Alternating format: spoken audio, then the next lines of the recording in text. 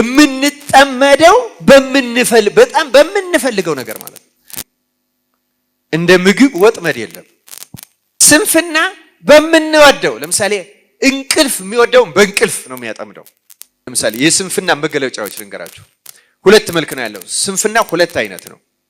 መደበር፣ ቢሮ ገብተን ድብር ማለት፣ ስራ ቦታ ሄደን መደበር፣ ቤተክርስቲያን መተን መደበር፣ ቤተሰብም ጋር ልንጠይቅ ሄደን መደበር፣ ተቅበዝባዥ ረፍት የለች ምንም ረፍት የሌለው የሆነ መሄድ እቤቱ ሲሆን ቢሮ መሄድ ያምረዋል፣ ቢሮ ሲሄድ ይደብረዋል፣ ስራ ቦታው ደግሞ ወደ ቤቱ ወደ ጓደኛ ቤተ ክርስቲያን ወደ ውጭ ታወጣሃለች፣ ለዘላለሙ ወደ እርሷ እንዳትገባ ደጆቿን ትዘጋባሃለች፣ ባዕድ በመካከሏ አይገኝምና። በማለዳ ስወጣ ከቤቴ በማለዳ ስወጣ ከቤቴ ያምርልኛል ቀኔ ስምን ጠርቼው አባቴ ያምርልኛል ቀኔ ስምን ጠርቼው አባቴ። አምላካችን ማስተዋሉን ያደለን። ስለዚህ እነዚህ አራቱ ጥቃቅን ፍጥረታት ውስጥ የመጀመሪያዎቹ ምንድናቸው ብለናል? ገብረ ጉንዳን። ገብረ ጉንዳን ምንድናት አለ መጽሐፍ? ገብረ ጉንዳን ኃይል የሌላቸው ህዝቦች ናቸው። ነገር ግን በበጋ መኗቸው ምን ያደርጋሉ? ይሰበስባሉ። እንዲሁም እዚህ መጽሐፈ ምሳሌ ምዕራፍ 6 ላይ ደግሞ እንዲህ የሚል ቃል አለ። በቀጥታ መጽሐፈ ምሳሌ ምዕራፍ 6 ቁጥር 4 እስከ 11 ያለውን ላንብብላችሁ። ለዓይንህ እንቅልፍን ለሽፋሽፍቶችህም እንጉልቻን አትስጥ። እንደሚዳቋ ካዳኝ እጅ እንደ ወፍም ከአጥማጅ እጅ ትድን ዘንድ አንተ ታካች ወደ ገብረ ጉንዳን ሂድ፣ መንገዷንም ተመልክተህ ጠቢብ ሁን። አለቃና አዛዥ ገዥም ሳይኖራት መብሏን በበጋ ታሰናዳለች፣ መኖዋንም በመከር ትሰበስባለች። ጥቂት ትተኛለህ፣ ጥቂት ታንቀላፋለህ፣ ትተኛም ዘንድ ጥቂት እጅህን ታጥፋለህ። እንግዲህ ድህነትህ እንደ ወንበዴ ችጋርም ሰይፍ እንደታጠቀ ሰው ይመጣብሃል ይላል። ስለ ቃሉ የአምላካችን የእግዚአብሔር ስሙ የተመሰገነ ይሁን። ስለዚህ ገብረ ጉንዳን ባጭሩ የትጋት እና በጊዜ የመስራት ምሳሌ ናት። ገብረ ጉንዳን የምን ምሳሌ ናት? የስንፍና ተቃራኒ ናት። ክርስቲያኖች ስንፍና ከዚህ በፊት እዚህ ቦታ ላንሳው አላውቅም። መዝሙር 91 ላይ እንዳለው መንፈስ አለው። ስንፍና መንፈስ አለው። መንፈሱ የቀትር ጋኔን ይባላል። የምን ይባላል አልኳችሁ? የቀትር ጋኔን።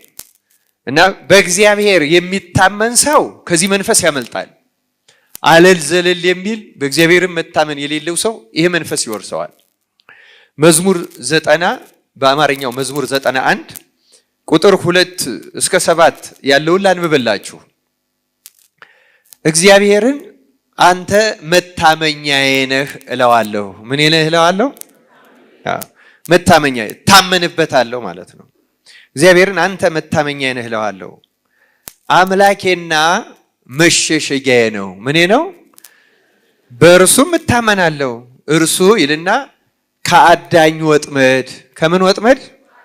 ከአዳኝ ወጥመድ ከሚያስደነግጥም ነገር ያድንሃልና ይልና በላባዎቹ ይጋርድሃል፣ በክንፎቹም በታች ትተማመናለህ። እውነት እንደ ጋሻ ይከብሃል። ከሌሊት ግርማ፣ በቀን ከሚበር ፍላጻ፣ በጨለማ ከሚሄድ ክፉ ነገር፣ ከአደጋና ከቀትር ጋኔን አትፈራ። ባጠገብህ 1000 በቀኝህም 10,000 ይወድቃሉ፣ ወደ አንተ ግን አይቀርብም ይላል። ስለ ቃሉ የእግዚአብሔር ስሙ የተመሰገነ ይሁን። እዩ፣ በሌሊት የሚጠናወቱ መናፍስት አሉ፣ በቀንም አሉ። ከነዚያ ውስጥ አንዱ የቀትር ጋኔን ነው። የቀትር ጋኔን የስንፍና መንፈስ ነው። ከላይ መጽሐፈ ምሳሌ ላይ ሳነብላችሁ ሰምታችሁ እንደሆነ ለዓይንህ እንቅልፍ ለሽፋሽፍቶችህም እንጉልቻን አትስጥ ካለ በኋላ እንደሚዳቋ ከአዳኝ እጅ ከማን እጅ? ከሚያድንህ ከአዳኝ እጅ እንደ ወፍ ደግሞ እንደ ወፍም ከአጥማጅ እጅ ትድን ዘንድ ይላል። ስለዚህ ሰነፍ በእነዚህ ወጥመዶች ይያዛል ማለት፣ ትጋት ያለው ግን ከወጥመድ ይድናል። መዝሙር 90 ላይ ሰምታችሁት እንደሆነ ከወጥመድ ትድናለህ ነው የሚለው። ከምን ትድናለህ? ስለዚህ ተመልከቱ፣ የቀትር ጋኔን ማለት እንደ ስንፍና አጥምዶ የሚይዝ አደገኛ መንፈስ ማለት ነው። በነገራችን ላይ በጣም አጥማጅ ነው። አድብቶ ልክ አዳኞች ቀስ ብለው ወይም ወጥመድ የሚጥሉ ሰዎች ቀስ ብለው አድብተው ነው የሚይዙት። ጥያቄ ልጠይቃችሁ። ቢያንስ በዚህ በቤታችሁ አንዳንድ ወጥመድ ታጠምዶ ይሆናል። ቢያንስ የአይጥ ወጥመድ አለ የለም? የአይጥ ወጥመድ የሚያጠምድ ሰው ወጥመዱ ላይ ምን ያደርጋል? ምን ያደርጋል? አይጧ የምትወደውን ነው አይደለም? በጣም የምትወደውን የሚሸታትን የሚጣፍጣትን ምግብ ያደርጋል አይደለም? አሁን ደግሞ አዲስ እንዲያውም በጣም ደጋግማ የምትበላውና ቀስ አድርጎ የሚገላት ሁሉ መድኃኒት መጥቷል አይደለም? እስኪ በዚህ በቴሌቪዥን ስታዩ ወጥመድ ሆኖ ምግብ የሌለበት አይታችሁ ታውቃላችሁ? ወጥመድ ማለት አብሮት ምን አለ ማለት ነው? የምንወደው ነገር አለ። የምንጠመደው በጣም በምንፈልገው ነገር ማለት ነው። ለምሳሌ የእንስሳት የአራዊት መሰረታዊ ፍላጎት ምግብ ነው አይደለም? ተመልከቱ። ወጥመድ ማለት በሌላ ቋንቋ ወጥመድ ሲባል ሌላ ማለት አይደለም፣ በምንወደው በኩል የሚያስይዘንና ከተያዝን በኋላ ማንወጣበት አደገኛ ነገር ማለት ነው። ክርስቲያኖች አያችሁ? ስለዚህ ክርስቲያኖች አድምጡ። በነገራችን ላይ ምግብ አሁንም የብዙ ነገር ወጥመድ ነው። እንደ ምግብ ወጥመድ የለም። ወጥመድ የለም። ወጥመድ ነው። ምግብ አያስፈልግም መጥፎ ነው ማለት አይደለም፣ ግን የወጥመድ አንዱ አካል ምግብ ነው። ስለዚህ ያጠምዳችኋል ማለት እኮ ምን ማለት ነው? ስንፍና በምንወደው ለምሳሌ እንቅልፍ የሚወደውን በእንቅልፍ ነው የሚያጠምደው፣ ያጠምደዋል። አይታችሁት እንደሆነ ትንሽ እጅህን ትሰበስባለህ ይላል መጽሐፈ ምሳሌ እኮ። በቤታችን መጥቶ አይቶ ሶሎሞን ይጻፈልን ነው የሚመስል። ሰምታችሁታል አይደለም? በጣም የሚገርም ነገር ነው።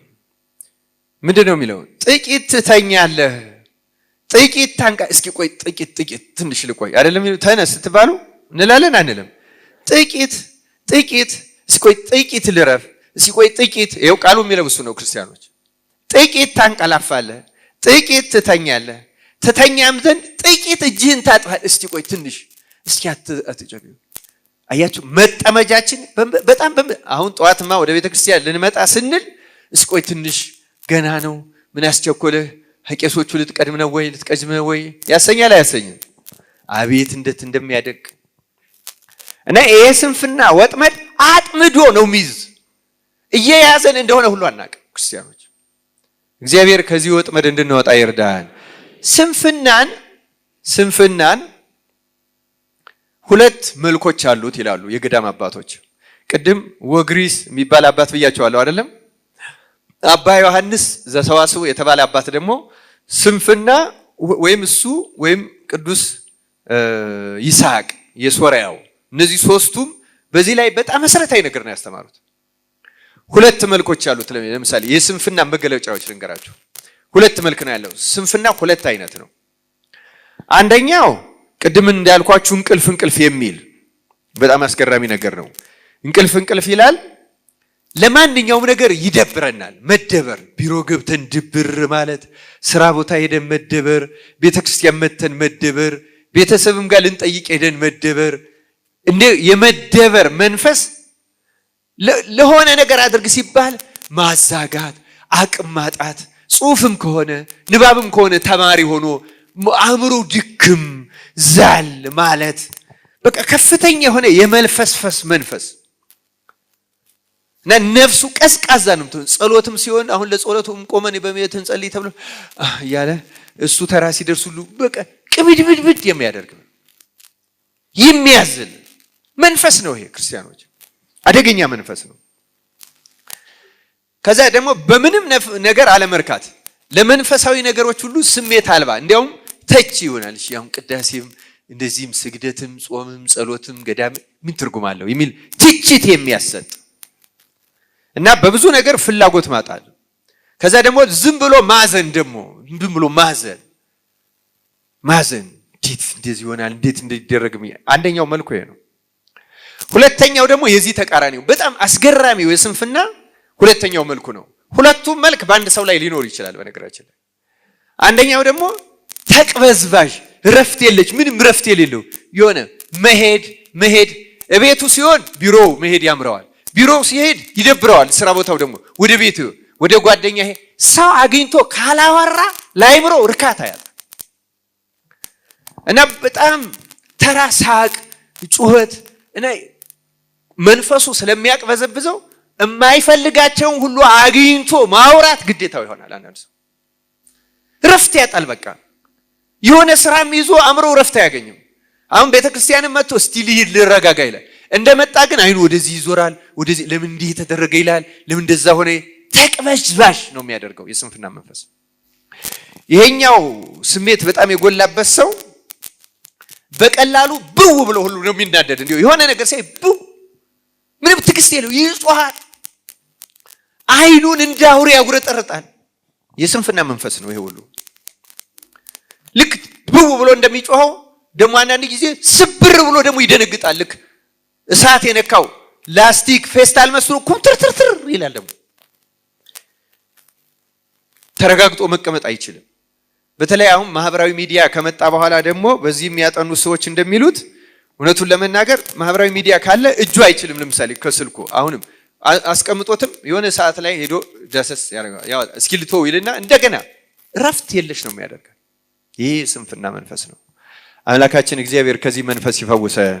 ክርስቲያኖች አሁን አንተ ሰነፍ ነው የተባለው፣ ደናግሉም እናንተ ሰነፎች ነው የተባለው። ስንፍና ትልቅ ኃጢአት ነው፣ ልንዋጋው የሚገባ እና ከገብረ ጉንዳን ተማሩ ነው የተባለው። አንተ ታካጅ ወደ ገብረ ጉንዳን ሂድ፣ መንገዷንም ተመልከተ፣ ጠቢብ ሁን፣ ከእርሷ ተማር። ምን ታደርጋለች እሷ? ገብረ ጉንዳን ከላይ መጽሐፈ ምሳሌ ምዕራፍ 24 ላይ ያነበብኩላችሁ ምዕራፍ 30 ላይ ኃይል የሌላቸው ህዝቦች ናቸው ይላል። ገብረ ጉንዳን ታናሽ ናት አይደለችም፣ ደካማ ናት። ሁላችንም በእግዚአብሔር ፊት ደካሞች ነን። ገብረ ጉንዳን ግን ብልህ ናት። በክረምት መኖዬን ልሰብስብ ብላ ብትወጣ አንዲት ጠብታ ውሃ ተወስዳታለች አትወስዳትም? ስለዚህ ታውቃለች መቼ መደረግ እንዳለበት። ነግሬያቸዋለሁ። ገብርኄር የደብረ ዘይት ቀጣይ ነው። ገብረ ጉንዳን ማለት የመዘጋጀት እና የትጋት በጊዜ የመስራት ትልቅ ምሳሌ ናት። ስለዚህ በክረምት አንድም ጊዜ ገብረ ጉንዳን መኖዋን ልትሰበስብ ወጣ አታውቅም። በክረምት ገብረ ጉንዳን አይገኝም።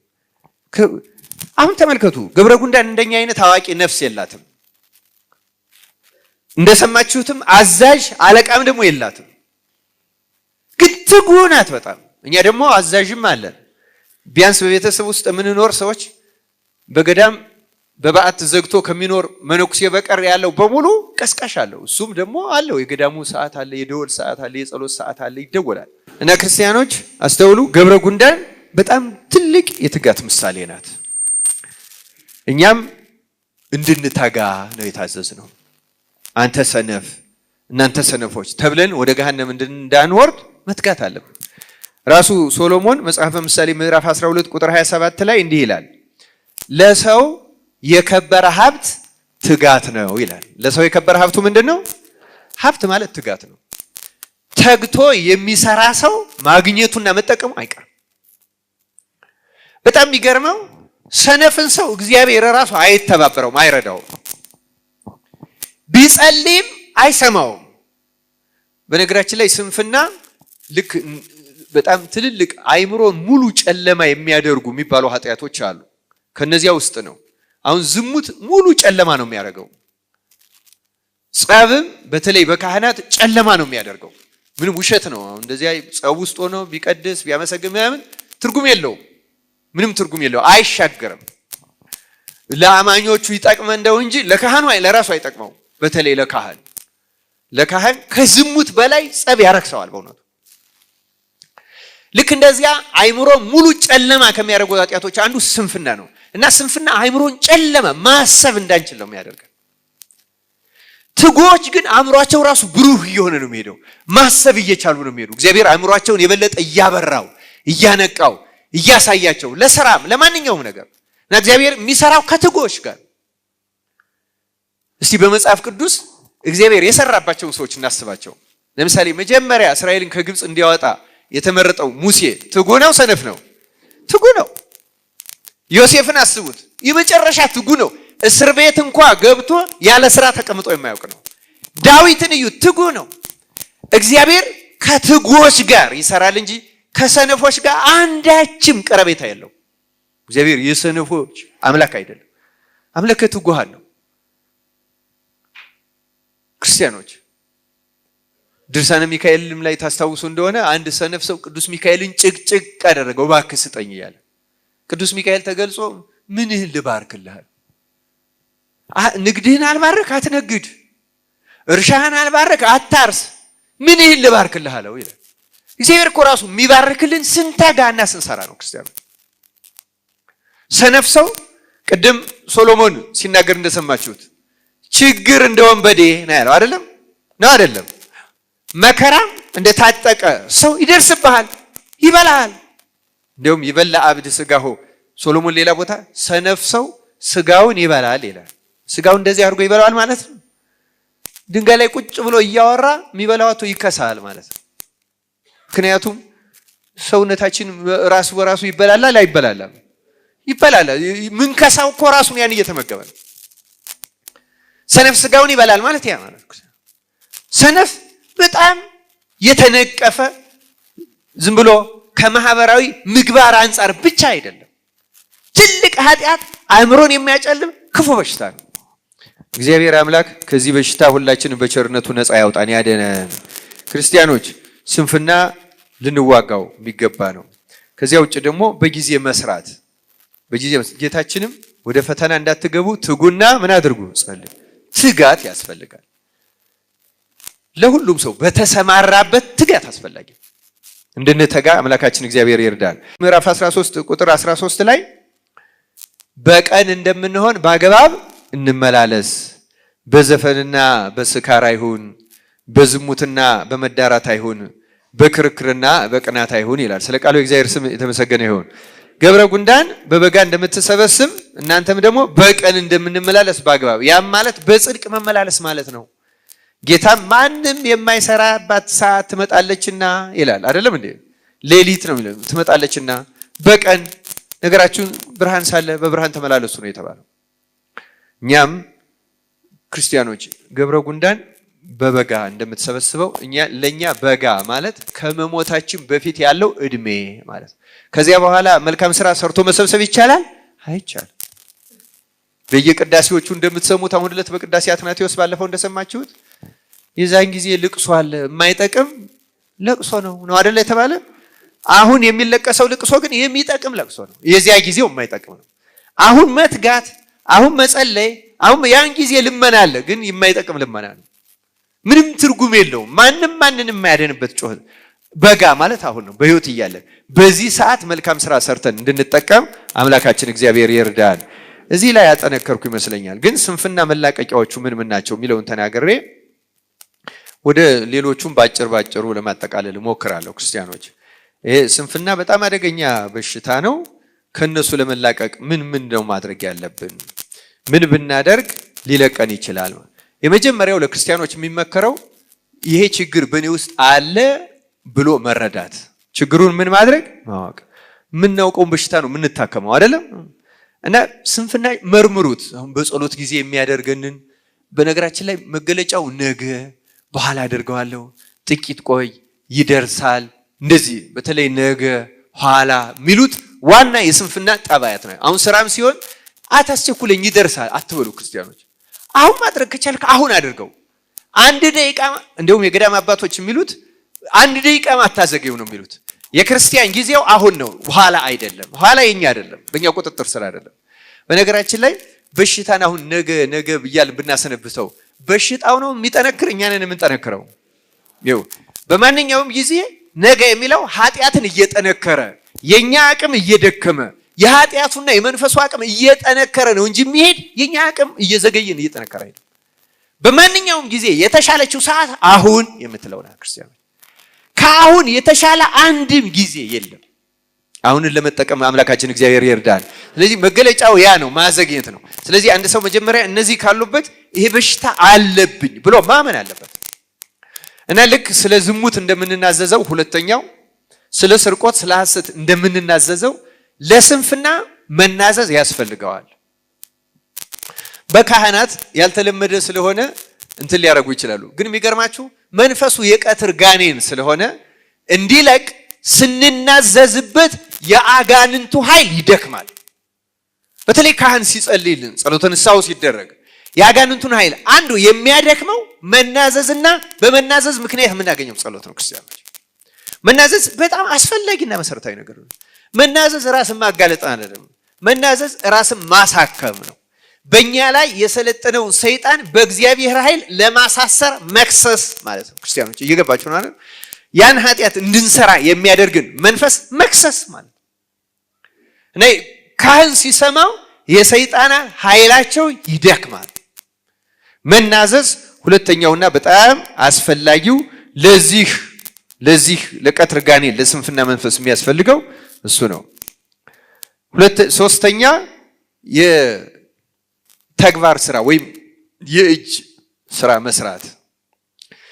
በቢሮ ለሚውል ሰው ለምሳሌ በእጁ የሚሰራው ስራ አትክልት መቆፈር፣ መንከባከብ ሊሆን ይችላል። ቤት ማጽዳት፣ መወልወል ይችላል። በእኛ ባህል ባይለመድም ወደ ማብሰያ ቤት ገብቶ የማብሰያ እቃዎች ማጠብ ሊሆን ይችላል። በነገራችን ላይ ስራ የለም ቤቴ ውስጥ እንዳትሉ ማለት ነው። እኔ ተከራይቼ ነው የምኖረው። የሰዎቹን ግቢ ብታይ የሰዎቹንስ ግቢ ብናጸዳው ምን አለ? ብንንከባከበው ችግር አለ እንዴ? እንደዛ ምንንከባከበው ከሆነ ግን ቤታችን የጉልበት ስራ መስራት በጣም አስፈላጊ ነገር ነው።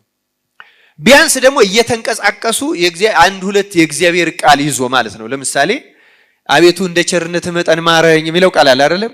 ይሄን እየደጋገሙ አቤቱ እንደ ቸርነትህ መጠን ማረኝ፣ እንደ ቸርነትህ መጠን እያለ ብቻውን ተንቀሳቅሶ ሰውነቱን ማፍታታት ራሱ በጣም አስፈላጊ ነው። በተለይ ይሄ ድብር የሚለው አእምሮ አልነቃ ያለው ለመጸለይ ለሁሉ ሰነፍ የሆነው ሰው ይሄን ማድረግ በጣም ጠቃሚ ነው። ደግሞ ይሄን ደጋግመው ይየሉት። ለዚያ ነው አሁን ለመነኮሳት የሚመከሩት ትንሽ የሚያርፉበት ጊዜ አለ። ከዚያ ውጭ ስራ መስራት፣ ጸሎት መጸለይ፣ ከዚያ ውጭ ቅዱሳን መጻሕፍትን ማንበብ መመልከት ማለት ነው። ለኛም መጻሕፍትም አሁን የዚህ ስንፍናው መንፈስ ስናነብ በነገራችን ላይ እንቅልፍ ነው የሚያመጣው። ያመጣል አይመጣም? በስማ እንደውም አንዳንዱ ሰው በመዝሙር ሁሉ ተኛለሁ የሚል ሰው አለ አይደለም? ይሄ ኪነ ጥበብን ከፍቼ ነው የምተኛው የሚል አለ። እገሌን ይልማን እየሰማው ነው የምተኛው ምናምን ጥሩ ሊሆን ይችላል። ግን እንደው በዚያኛው በመልካሙ አቅጣጫ ስናየው ማለት ነው የእግዚአብሔርን ቃል እየሰማው እንደዚህ ግን አታድርጉት። ነቅታችሁ ስሙት። እንደ ጸሎትም ከሆነ ገብቷችኋል አይደለም? እና እንቅልፍን አታለማምዱት። ከእግዚአብሔር ቃል ከምን ጋር አታለማምዱት። ካልሆነ እየተቀደሰም ታንቀላፋ። ምክንያቱም አእምሯችሁ ይለምዳል። በዚሁ ስንፍና ቅድም እንዳልኳችሁ በምትወዱት ነገር በኩል ነው የሚጠጋው። ወጥመድ ነው የሚያጠምደው። እና ስራ መስራት፣ ከእንቅልፍ መላቀቅ፣ ከዚህ የሚያወጣን ነገር ማድረግ በጣም አስፈላጊ ነገር ነው። ከዚህ ቀጥሎ ደግሞ በድፍረት መነሳት ነው የሚመከረው። ለጸሎትም ሲሆን ብድግ ማለት፣ ራስን ደፋር ማድረግ፣ ቁርጥ ማድረግ፣ መወሰን። እስኪ ትንሽ ቅድም መጽሐፈ ምሳሌ ትንሽ ልቆይ፣ ቆይ ጥቂት ከሚለው መንፈስ መላቀቅ፣ ብድግ ካልጋም ከሆነ ከተቀመጥንበት ወርቅ ከሆነ ከወሬም ከሆነ መነሳት፣ ቅዱሳት መጻሕፍትን መመልከት፣ ማንበብ። በተለይ ይህም በተመለከተ መጨረሻውና ዋናው መሰረታዊ ነገር የማይቀረው ጸሎት። ምን አይቀርም አልኳችሁ? ጸሎት የሚቀርበት መፍትሄ ሆኖ የሚቀርበት የለም። እና ስንጸልይም ከእስራቶቻችን ውስጥ ይሄ አብዩ ከሆነ ባለፈውም ተናግሬያለሁ፣ እባክህ ከስንፍና መንፈስ ነፃ አውጣኝ ከሌላውም እየጠራን ይህን መጸለይ በጣም አስፈላጊ ነው። በዚህ አድርገን ከዚህ መንፈስ እንድንላቀቅ አምላካችን እግዚአብሔር ይርዳን። ሁለተኛዎቹ ጥቃቅን ፍጥረታት ሽኮኮዎች ናቸው። ሽኮኮዎችን ሶሎሞን ምን ይላቸዋል? ያልበረቱ ናቸው ይላል። እኛስ ብርቱ ነን? ያልበረታን ሰዎች ነን። በጸሎት አልበረታን፣ በትህትና በሌላውም በመንፈሳዊ ነገር በምጽዋት በትጋት በሰጊድ በቁመት አልበረታንም። በእውነት ግን ደግሞ ያልበረቱም ሆነው ደካሞችም ሆነው ማሸነፍ ያላቸው መኖሪያቸው ምን ውስጥ ያደርጋሉ አለ? ቋጥኝ አለት ውስጥ ያደርጋሉ። ስለዚህ ሽኮኮ ብዙ አራዊት ሊበላዋት ይፈልጋሉ። አንበሳውም ይሁን ቀበሮም ይሁን ተኩላውም ይሁን ሌላውም ይሁን ሩጦ ሊይዛ ሲመጣ በፍጥነት ሩጣ ሜዳ ላይ ብትሮጣውን ይይዟታል። ስለዚህ ቶሎ ብላ የት ጋር ትሸጎጣለች? አለት ውስጥ፣ ቋጥኝ አለት ውስጥ ገባለች። አለቱን ሰፍሮ ትልቅ አውሬ ሊበላት ይችላል? አይችልም። ይሄ ለኛ ምሳሌ ነው። አሁን ለፍርዱ መዘጋጃ ነው። ክርስቲያኖች እኛ ደካሞች ነን። ሰይጣን በቀላሉ ሊያጠምደንና ሊይዘን ይችላል። ከላይ እንዳነበብኩላችሁ መጠጊያችንን በአለት የተመሰለው ክርስቶስን ካደረግነው ግን ክርስቶስን አልፎ አጋንንት ሊያሸንፉን ይችላሉ። አዎ ቅድም መዝሙር 90ን ሳነብላችሁ እግዚአብሔርን ምን ይለዋለሁ? መታመኛ ይለዋለሁ ካለ በኋላ መሸሸጊያ ይላል አይልም? ልክ እቺ ሽኮኮ አለት ውስጥ እንደምትሸሸግ የክርስቲያኖች መሸሸጊያ አለት ደግሞ ማን ነው? ኢየሱስ ክርስቶስ። በሀገራችን ስላሴ ቀሲስ ምንዳይም እንዲህ ያለ መዝሙር አለ አይደለም? አለው የለውም? አለው። ስላሴ መታመኛ እያለ ይዘምራልና በሀገራችንም አንድ ነገር ሲሆን ምን እንላለን? በስመ አብ ወወልድ። የእግዚአብሔርን ስም ምን እናደርገዋለን ማለት ነው? መሸሸጊያ፣ መከለያ። በተለይ ደግሞ ኢየሱስ ክርስቶስ ጌታዬ አምላኬ የሕያው እግዚአብሔር ልጅ እዚህ ድርሳነ ሰንበት ላይ የሕያው እግዚአብሔር ልጅ ጌታዬ ኢየሱስ ክርስቶስ ሆይ ብሎ ስሙን ጠርቶ ከዚህ አድነኝ የሚል ይድናል። የማን ልጅ? የሕያው እግዚአብሔር ልጅ። ይሄ እንኳን ከረዘመባችሁ ኢየሱስ ክርስቶስ ሆይ ጌታዬ ኢየሱስ ክርስቶስ ሆይ እኔን አድነኝ ማለት ያቅታል። ከተቻለ ደግሞ የሕያው እግዚአብሔር ልጅ ጌታዬ ኢየሱስ ክርስቶስ ሆይ እኔን ኃጢአተኛውን አድነኝ። ማን ውስጥ ተሸሸግን ማለት ነው? ክርስቶስ። እንዴት ነው የምንሸሸገው? ለምሳሌ አሁን ዝሙትን የሚያባብሱ ነገሮችን ባለፈው አንስቻለሁ መሰለኝ አይደለም? ሌላ ጉባኤ ሊሆን ይችላል። ለምሳሌ መኝታ ዝሙትን ከሚያሳስቡና መኝታ ላይ ሆኖ የሚያስብ ሰው አንዱ የዝሙት ሐሳብ፣ በዝሙት የሚፈልጋት ሴት ከሆነች የምትፈልገው ወንድ እያሰቡ ዝሙት ያንገላታቸዋል። ግን የዛ ጊዜ ከዚህ ነቅቶ እዛው እንደተኛ እኮ ነው ጌታ ኢየሱስ ክርስቶስ ሆይ ከዚህ የዝሙት መንፈስ ነፃ አውጣኝ፣ ጌታ ኢየሱስ ክርስቶስ ሆይ። በእርግጠኝነት ነው የምላችሁ ትንን ብሎ ነው የሚሄደው። እግዚአብሔር እንዲያትን ነው ያጥፋለን። የተቀያየማችሁ ሰው ጋር ሐሳብ እንደዚህ ቢያደርግ እንደዚህ ብትለኝ እንደዛ ብላት እንደዚህ እያለ ሐሳብ እያጅጎደጎደ ጸባችሁ እያቃጠለ እንቅልፍ የሚነሳችሁ ጊዜ አለ። መለስ በሉና ጌታ ኢየሱስ ክርስቶስ ሆይ ከዚህ ሰው ጋር ሰላም አድርገኝ፣ ይሄን የሐሳብ መንፈስ ከኔ አረቅልኝ። ጌታ ኢየሱስ ክርስቶስ ሆይ መጠጊያችን ማን ማድረግ አለብን?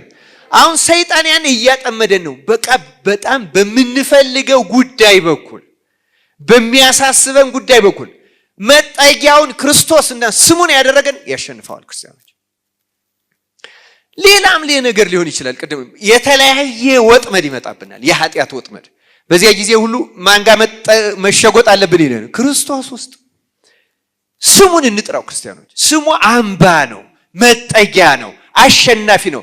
አጋንንት ሊሰብሩት የማይችል ጽኑ አለት ማለት የኢየሱስ ክርስቶስ የሚለው ስም ነው። ክርስቲያኖች ይህን ስም ጥሩት በማንኛውም ጊዜ። አዎ ደካሞች ነን እኛ። ዝሙቱም፣ ስርቆቱም፣ ሌላውም ምቀኝነቱም ምኑም ሊመጣብን ይችላል። ማንን ስንጠራ እናሸንፋለን? የክርስቶስን ስም። ይህን ስም ጠርተን እንድንዳ አምላካችን እግዚአብሔር ይርዳን። ያው ከነዚህ ተማሩ ነው የሚለን። ደካሞች ነን። ከኃጢአት ሐሳብ ላንላቀቅ እንችላለን፣ ነፃ ላንወጣ እንችላለን። ክርስቶስን መጠጊያ በማድረግ ግን እንድናለን፣ እናመልጣለን፣ እንወጣለን። እና ደግሞ ደጋግማችሁ እያስታወሳችሁ አድርጉት። ደጋግማችሁ እያስታወሳችሁ ካደረጋችሁት ይለምድባችኋል። ልክ አሁን ስንደነግጥ የምንጠራው አንዳንዱ ሰው የአባቱን የእናቱን ወይም የባሉን የሚስቱን ስም ይጠራለሁ አይደለም? አካኪ ዘራፍ የሚለው እንኳን ቀርቷል ይመስለኛል አይደለም? ራሱ አካኪ ምናምን ሲባል ካኪ ነው ምናምን ነው ሁሉ ሊል ይችላል ያሁኑ ሰው አይደለም? ነው ታውቃላችሁ። አይጠፋም፣ ፉከራ አይጠፋም አይደለም? ግን ዋናው ጉዳይ ምን መሰላችሁ? በሆነ ቅጽበት የምንጠራው ስም ሳናስበው ከአይምሯችን እንደሚወጣው ይሄን የክርስቶስን ስም መጥራት ልማድ ካረጋችሁ በማንኛውም የኃጢአት ስሜት ውስጥ አይምሯችሁ ቶሎ ያመጣዋል፣ ይሰለጥናል። ከዚያ በኋላ ቶሎ ጠላታችንን ሰይጣንን ድል እያደረግን መሄድ ገንዘብ እናደርጋለን ማለት። ልመዱት፣ ደጋግማችሁ ጥሩት። ከዚያ በኋላ የክርስቶስ ስም በእናንተ ውስጥ ይታተማል፣ ይዋሃዳል። የሥላሴ ስም የክርስቶስ ስም እንዲታተምብን አምላካችን እግዚአብሔር ይርዳል። ሶስተኛዋ በፍጥነት ጨርሳለሁ። ሶስተኛው ፍጥረት አንበጣዎች ናቸው ይላል አይደል? አንበጣዎች ንጉስ የላቸውም፣ ሁላቸውም ግን በመልካም ስርዓት ይጓዛሉ። በጣም አስገራሚ ነው። አንበጣ እየበረረ ይሄዳል አይደለም? አሁን አውሮፕላኖች በዓለም ላይ በቢሊዮን ይበራሉ፣ ግን የበረራ ተቆጣጣሪዎች ይባላሉ፣ እዚህ ግራውንድ ስታፍ ይባላሉ። እነሱ እዚህ ሆነው አቅጣጫውን ያሳዩታል። አደጋ ሊደርስ ሲል ዝቅ በል፣ በዚህ ሂድ፣ በዛ ሂድ ይሏቸዋል አይሏቸውም? ቴክኖሎጂ ተጠቅመው። አንበጣ ግን ይሄ ሁሉ መሪ የለውም፣ በስርዓት ግን ይጓዛል። አይገርማችሁም? በስርዓት ይጓዛል። አስገራሚ ፍጥረት ነው። እኛ ኦርቶዶክሳውያን ደግሞ በዚህ ዘመን የተቸገርነው ስርዓት በማጥፋት ነው። በእውነቱ በጉባኤ ሁሉ ተዳግማግሞ እንደሚነገረው ከስልኩ ጀምሮ ሌላው በጣም ብዙ ስርዓት እናበላሻለን። አምላካችን እግዚአብሔር ስርዓት እንዳናበላሽ በቸርነቱ ይርዳን። ይሄ ዘመን በጣም አደገኛ ዘመን ነው ክርስቲያኖች። እና ከአንበጣዎች ለምን አትማሩ ነው የሚለን። ለምሳሌ እኔ ቀላል ምሳሌ ላንሳ። አሁን እዚህ በእኛ ቤተክርስቲያን የተለመደ አሁን በንግስ ዛሬ ጧት ራሱ እንጦጦ ኪዳነ ምሕረት ነበርኩና እዚህ ጉባኤ ተዘርግቶ ትምህርት እየተሰጠ ሰው በዚህ መጥቶ መናገርና መስገድ የለበትም እኮ። ይሄ እኮ አንድ ድርጊት እየተደረገበት ነው። ቤተክርስቲያን ስንት ናት? አንድ ድርጊት ነው አንዴ ማድረግ የምንችለው። የግል ጸሎት ካለው ማንንም ሰው ሳይረብሽ፣ ሴት ከሆነች በሴቶች መቋሚያ፣ ወንድ ከሆነ ደግሞ ቤት ወንድ ዞር ብሎ ማንንም ሰው እግዚአብሔር እኮ የትም ቦታ አለ አይደለም እንዴ? ካስፈለገ ቤተ መቅደሱ ክፍት ሆነ ደግሞ ወደዚያ መግባት ጫማ ነው ልቆ። ቀላል ይመስላችኋል? በጣም ስርዓት አልበኞች ሆነናል። ኋላ ቀሮችም ነን። እውነት ለመናገር በብዙ ነገር ኋላ ቀሮችም ነን እኛ ኢትዮጵያውያን በአሁኑ ጊዜ። ሃይማኖት ያለው ሰው በጣም ስልጡን፣ በጣም ምቹ፣ ሳይታዘዝ የሚገባውን የሚያደርግ፣ የማያዳግም፣ የማያደክም ማለት ነው። ክርስቶስ ለምንድን ነው ይሄን ያጻፈልን? ስርዓት በማጣት እንዳንጎዳ እኮ ነው። መዴዴ እንዴት እንሆናለን? እንዴ ዝርቅርቅርቅ ያለ በቅዳሴ ጊዜ መቼ እንደሚገቡ እንደሚወጡ አናውቅ፣ መቼ እንደምንመጣ አናውቅ። ግማሽ ቅዳሴ ላይ አምጥቶ ማቁረብ፣ እንደዚህ ማድረግ ምንም። እግዚአብሔር አምላክ ለሁላችን ማስተዋሉን ያደለ። ሰዓቱ ስላለቀ አሳጥረዋለሁ። የመጨረሻዋ እንሽላሊት እናት አራተኛዋ ጥቃቅን ፍጥረት ውስጥ የገባቸው እንዲሁ ስለ ስርዓት እንደው ለጥቅሶችን ይዤ ነበረ፣ ግን አንደኛ ቆሮንቶስን ብቻ 14:40 ላስታውስ። ሁሉ በአግባብና በስርዓት ይሁን። አንደኛ በአግባብ በአስፈላጊነት፣ ሁለተኛ ደግሞ አስፈላጊም ከሆነ ደግሞ በምን ይሁን? በስርዓት ይሁን። አግባብነት መኖር አለበት፣ ስርዓት መኖር። ሁለቱ አይተካኩ፣ የተለያዩ ነገሮች ናቸው። ይህን እንድናደርግ አምላካችን እግዚአብሔር ይርዳን። እንሽላሊት በእጅ ይያዛል፣ ነገር ግን በነገስታት ግቢ ውስጥ ይኖራል ይላል። በምን ግቢ ውስጥ ይኖራል? እና አቡሊዲስ የተባለ የሁለተኛው ክፍለ ዘመን የሮም ሊቀ ጳጳስ የቤተ ክርስቲያን አባት፣ በእኛም በሃይማኖት አበው የምናውቀው በንጉስ ግቢ ይኖራል አላለም፣ በነገስታት ነው አበዛ ይልና ነገስታት ያላቸው ስላሴን ነው ይላል። የሰው ልጅም ደካማ ነው። አሁን እንሽላሊት ትንሽ ናት፣ በእጅ ትያዛለች፣ ግን የንጉስን ግቢ ደፍሮ ሚነካት አለ ማንም? ክርስቲያንም እንደዚህ ደካማ ነው። በነገራችን ሰይጣን በቀላሉ ሊጨብጠን ይችላል፣ ሊያጠፋን ሊጥለን ይችላል። በስላሴ ግቢ ውስጥ ከኖርን ግን ማን ይነካናል? ማንም። አለቱ ክርስቶስ ነዋል። አሁን ደግሞ ነገስታቱ ግቢ የማን ግቢ ነዋል? የስላሴ። የስላሴ ግቢ ምን እንደሆነች ልናገር። የስላሴ ግቢ ማለት ለአዲስ አበባ 4 ኪሎ ያለው ወይም ሽሮ ሜዳ ያለው ወይም እዛ አሸዋ ሜዳ ያለው ወይም ደግሞ እንደዚህ ጦር ኃይሎች ያለው እያልን የስላሴ ቤተክርስቲያንን ግቢ መዘርዘር አይደለም። አንድ የድሮ የኔ ቢጤ ያልተማረ ካህን ሊሾም ሄዶ ጳጳሱ ጠይቁት፣ ስላሴ ስንት ናቸው ሲሉት፣ ኧረ ብዙ ናቸው አለ። ሲጠራቸው ሲባል እንትና ስላሴ አሁን እንዳልነው 4 ኪሎ ስላሴ፣ ጦር ኃይሎች ስላሴ እያለ አጥቢያውን ቆጠረ ማለት ነው። የስላሴ ግቢም ሲባል የእነዚያ ቤተክርስቲያን ግቢ ማለት አይደለም። ክርስቲያኖች የስላሴ ግቢ ማን ናት? ጥሩ ነው። ቤተክርስቲያን ማን ናት? እኛ እናንተ ብቻ እንዲያው። አቤት ደፋሮች! ዋው! ቤተክርስቲያን እኛ ብቻ መሆን አንችልም። በነገራችን ላይ እኛም ግለሰብ ልንሆን እንችላለን። ግን ቤተክርስቲያን ራሷ ማን ነው ይላል? ማን ነው ራሷ? ስለዚህ ያለ ክርስቶስ እኛ ቤተክርስቲያን መሆን እንችላለን? አዩ እንዴት ክርስቶስ ካለ ደግሞ ክርስቶስ ራሳቸው የሆነላቸው ሌሎች ብልቶች አሉ። እነሱ እነማን ናቸው? እመቤታችን፣ ጻድቃን፣ ሰማዕታት፣ መላእክት። እነዚህ ጠቅላላ በሰማይ ያሉ ድል ነሾች ጻድቃን፣ ክርስቶስ ራስ ሆኖ ሊቀ ካህናት ሆኖ እነዚህ ድል ነሾች ጻድቃን። ከኛ መካከል ደግሞ ሁሉም አይደለም በልቡ እጅግ ትሁት የሆነ የተዋረደ ሰው ተነሳይ ሀጥ ይባላል። ምን ይባላል አልኳችሁ? አሁን ቤተክርስቲያን ቅዳሴ ሲቀደስ አንዱና መሰረታዊ ዓላማ እኛን ወደዚህ ማስገባት ነው። ወደ ቅዱሳን ህብረት፣ ወደ ቅዱሳን አንድነት፣ ወደ ሥላሴ ግቢ ማስገባት ነው።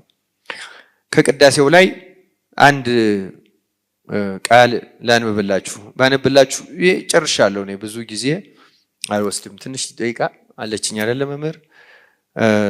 ባነብላችሁ ትወዳላችሁ?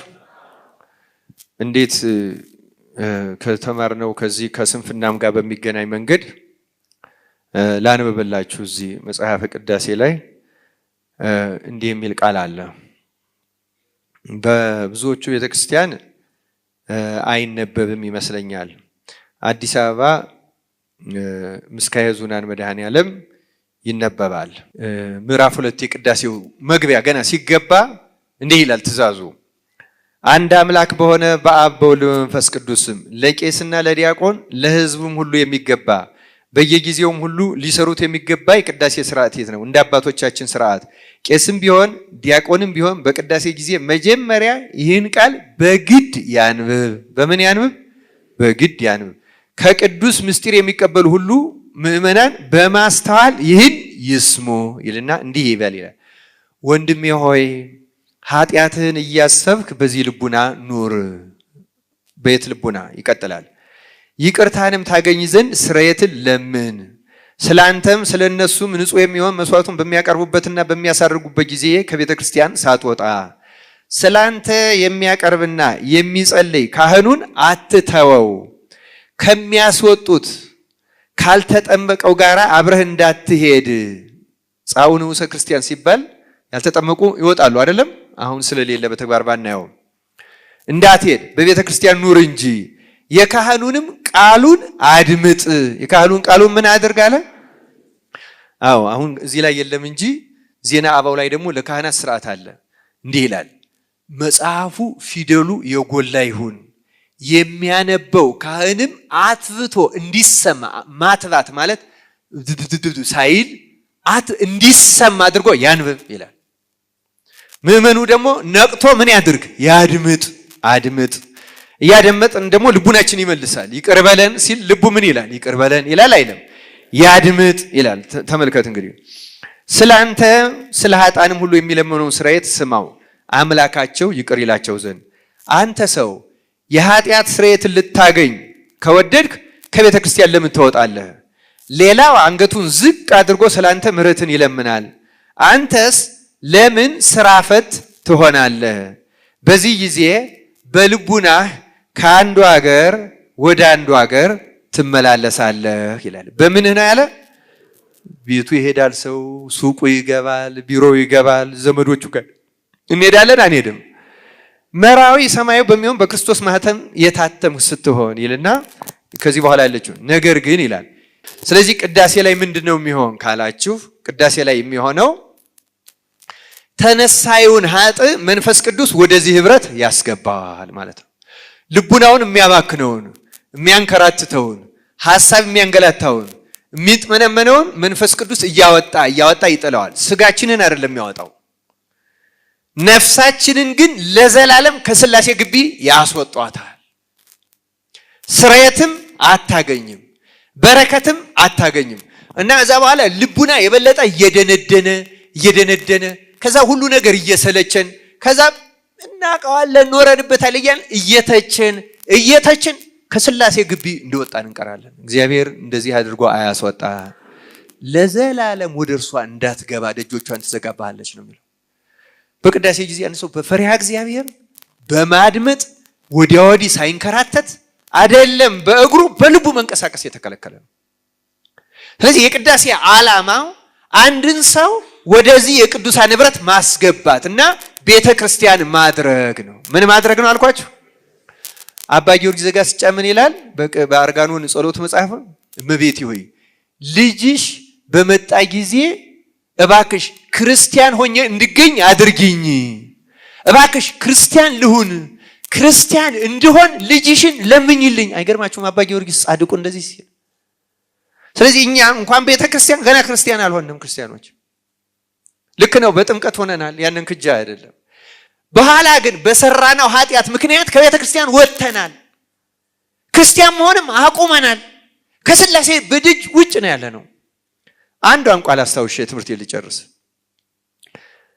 እግዚኦ መሐረነ ክርስቶስ 41 ጊዜ ከተባለ በኋላ ቅዳሴ ላይ ዲያቆኑ እለ ውስተ ንስሐ አሎክሙ አትቱ ርሰክሙ፣ በንስሐ ውስጥ ያላችሁ ራሳችሁን፣ ይሄኛውን ጭንቅላታችሁን ማለት ብቻ አይደለም ልቡናችሁን፣ ራሳችሁን ልክ እንደ አዋቂ እንደ መንፈሳዊ ሰው አትቁጠሩ፣ ትሁት ሆኑ ማለት ነው። ክርስቲያኖች ምን ሆኑ ማለት ነው?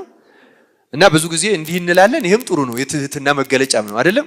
ግን ራሳችሁን ሲል ራስህን ዝቅ አድርገህ ማለት ልብህን፣ ሐሳብህን የተገባኝ ነኝ አትበል ይላል። በዚያ ጊዜ ካህኑ ወደ ምእመኑ ይዞርና አቤቱ ጌታችን አምላካችን መድኃኒታችን ኢየሱስ ክርስቶስ ሆይ የቀደመ በደላቸውን ይቅር በል፣ ኃጢአታቸውንም አስተስሪ፣ በከበረ ደም ፈሳሽነት ኃጢአታቸውን ይቅር በል ይልና ወደ ቅድስት ቤተ ክርስቲያን ጨምራቸው፣ አንድ አድርጋቸው። ወደ ቅድስት ቤተ ክርስቲያን ምን አድርጋቸው? ስለዚህ በዚያች ጸሎቱ አሜን እያልን ተመስጠን ስናደርገው ተነሳሂ ልቡና ካለን መንፈስ ቅዱስ ወደ ስላሴ ግቢ ያስገቡናል። ወደ ነገስታት ግቢ መግባት ማለት ይሄ ማለት ነው። ክርስቲያን አሁን ግልጽ ነው። አሁን ግቢው አሁን ቅዳሴ ላይ ተገኝተን ሳንገባ እንደወጣን ተንከራተን የምንቀር ሰዎች አለን። እንኳን አስቀዳሽ ቀዳሽ ሁሉ አለ። እውነቱን ለመናገር ምንም ድርጊቱ ብቻ ዜማው ማንቆርቆር የሆነ ከምስጢሩ ጋር ግንኙነት የሌለው ቤተክርስቲያን ደጇን የዘጋጅበት ብዙ አስቀዳሽ አለ። አይደለም አስቀዳሽ ተንከራታች ብቻ። እግዚአብሔር እንደዚህ ከመሆን ይሰውረን። ከነዚህ ፍጠቃቅን ፍጥረታት ተማሩ። እዚህች ውስጥ ከገባችሁ ግን መንፈስ ቅዱስ እዚህ ውስጥ ካስገባችሁ ከዚያ በኋላ አጋንንት እናንተን ይበዘብዟችሁ ዘንድ በእጃችሁ ጭብጥ ያርጓችሁ ዘንድ እንደሽላል አይችሉም። ክርስቲያን አይችሉም። ከዚያ እግዚአብሔር ረድኤት እኛን ትከለክለናለች፣ ትጠብቀናለች፣ ያድነናል። ክርስቲያኖች በእውነት በዚህ እንድንጠበቅ የአምላካችን የእግዚአብሔር መልካም ፈቃዱ ይሆንልን። ክርስቲያኖች በእውነት ልንናቅ እንችላለን፣ እንደንሽላሊ ሰዎች ሊንቁን ይችላሉ፣ አጋንንትም ሊንቁን ይችላሉ። ምንም ችግር የለውም። ወደ ስላሴ ከግቢ ከገባን ግን እንደ ዳዊት የተናቃለ እንደ በመጽሐፍ ቅዱስ አለ። ጎልያድ እንዴት ነው የናቀው? አይደለም ባለፈው አንስተነው ነበር። ግን ማን አዳነው? በማን ረድኤት ስለተጠበቀ? አያችሁ፣ በእግዚአብሔር መታመኛዬ ይለዋል ዳዊት እኮ። ለዚያ እኮ ነው አምባዬ፣ መጠጊያዬ፣ አለቴ፣ መሸሻዬ ይለዋል። ዳዊት ከስላሴ ግቢ ወጥቶ አያውቅም። ስለዚህ ሁሌ አሸናፊ ነው። ኃጢአትም ሲይዘው በንስሐው ፈጥኖ አልቅሶ አስተስሮ ያሸንፋል። ከነዚህ ፍጥረታት ተምረን ከእግዚአብሔር ጋር ተዋህደን በመንግስቱ በመጣ ጊዜ እናንተ ሰነፎች ከሚባሉት እንዳንሆን አምላካችን በቸርነቱ ይርዳን። ይቆየን። ወስብሐት ለእግዚአብሔር።